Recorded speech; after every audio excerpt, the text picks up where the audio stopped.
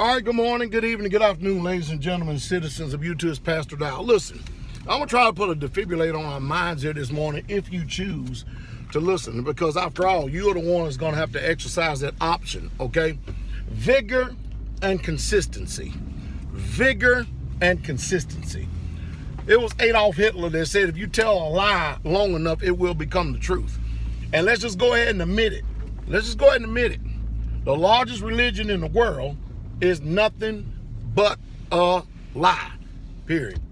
Father, give us a safe journey. All right, it's nothing but a lie. Now think about this for a second. Check this out. Here's a religion from the very beginning and the very outset. When you look at it, and it's amazing because when we all believe in the religion of Christianity, notice I'm not saying anything about Jesus.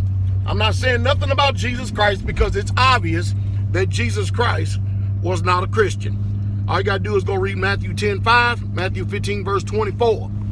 That'll clearly tell you who he was. It's obvious that Paul wasn't a Christian. 2 Corinthians chapter 11, verse 22, Philippians 3, verse 5. It's really that simple. All you got to do is read. That's all it is to it. But see, they bank on you not reading. What is utterly amazing to me about all this is this. With vigor and consistency, they have taught lies because of their replacement theology. That's what they have done. They have literally taught lies because of their replacement theology. And when we went into these churches, we never questioned anything that they said. We never scrutinized. We never put nothing under a magnifying glass. We swallowed whatever they gave us, hook, line, and sinker. Christmas, Easter, Sunday. That's what we did, didn't we? Eating swine. We swallowed all the theology. Then enters the bizarre behavior. Because see, the Euro clergy and the Euro theological schools have done such a job at repackaging and rehashing using Eastern culture Hebraic book to deceive the masses of the people. Now the madness is all but real. You've got people that are not even of the culture, people not even of the region, people that are not even of the language, of the heritage, just not even the people in general, from a total different geographical location, now telling us how the book should be. Now, is that not backwards? Is that not sick? That is sick, isn't it?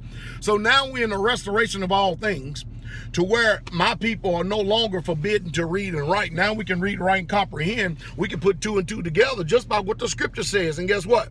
No more deception, no more lies.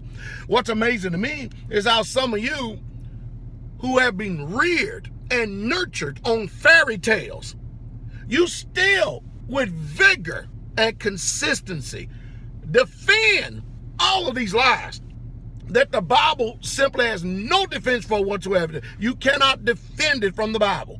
You cannot defend. If Christianity got three major pillars, and it does, and I'm telling you right now that they cannot be defended from Genesis to Revelation in the book, then what the hell are you doing? I'm going to give you the three major pillars: Christmas, Easter, and Sunday. They cannot be defended from the book. So what the hell are you doing? Satan is a master deceiver. And the mystery Babylon is spoken of in the book of Revelations. It's talking about a mother that has daughters. And if the mother's a harlot and a whore, that means the daughters are harlots and whores as well.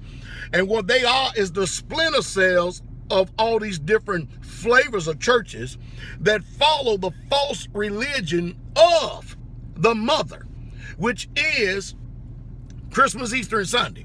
Think about that for a second. And then, and we shouldn't be surprised, because the prophet Daniel told us that there was going to be coming a particular system that's going to seek to change laws, times, and season, and they all but done it. To now that we got this bizarre behavior that whenever I speak truth to you or someone speak truth, you with vigor and consistency defend the lie, defend the satanicism of the lie, and you don't care what Moses and the prophet says, but you'll take John Calvin word, you'll take Martin Luther word, you'll take Wyndham Tyndale word, but you don't care nothing about the Apostle Saul, Peter, James, or John.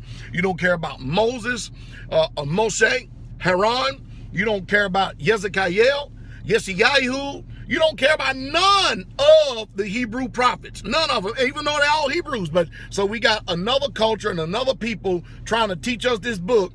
And then we wonder why we're under deception and lies. And we wonder why the world is in the shape that it's in now.